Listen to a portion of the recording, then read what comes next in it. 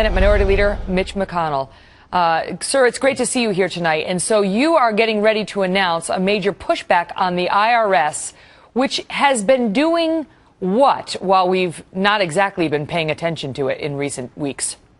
Yeah, well, while they're not seriously investigating the IRS scandal that I first spoke out about back during the 2012 campaign, Megan, they're now initiating a new rule through the Treasury Department and the IRS to quiet the voices of outside groups. It's called a C4, and what they're going to do is redefine what outside groups can do in a way to silence the voices of conservative critics.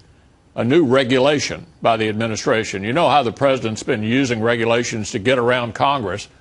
They tried to do this through legislation back when they controlled both the House and the Senate, and it didn't pass.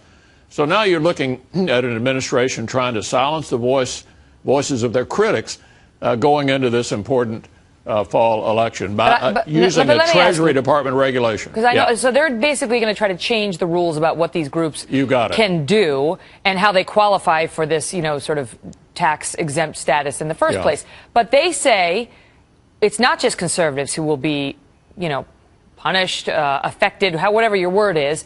Liberal groups will also be affected. So why do you think it's about silencing conservatives? Well, I don't think the voices of either the liberals or conservatives ought to be silenced by the government. I don't think it's the government's business to tell these groups they can't speak. So it's not convincing to me that it would fall on both sides. We do know, however, that this particular tax-exempt category is the same category that they were targeting conservative groups back during the 2012 campaign. So now I think what they've decided to do is to take these people off the playing field, and if it hits a few liberals, fine. But I think what they're really worried about are their conservative critics. Let me just set the stage for the viewers, because it came out that the IRS was targeting conservatives.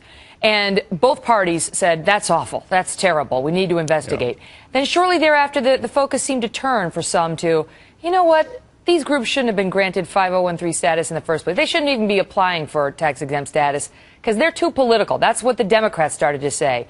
And what you're basically telling me is that now the IRS, all these months later, has said, you're right, let's change the rules so that they won't have to deal with us at all because we're just going to stamp rejected as soon as they submit their applications this time. Yeah, well, let me tell you what the key to it. Nixon tried to use the IRS to go after his enemies back during Watergate, and the commissioner of IRS said no. So we've got a new commissioner over at the IRS. I think we want to see if he has the integrity to stand up to this White House like the IRS commissioner did when Richard Nixon was trying to use the IRS to achieve a political objective. Will this new, fresh IRS commissioner coming in to clean up this troubled agency be used by this White House to silence critics? Yeah. Will he throw the IRS right in the middle of this big political debate? I want to see a statesman over there at IRS. He got recently confirmed by the Senate.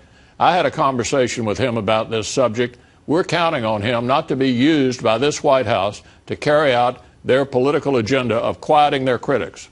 Senate Minority Leader Mitch McConnell, great to see you. Thank you, sir.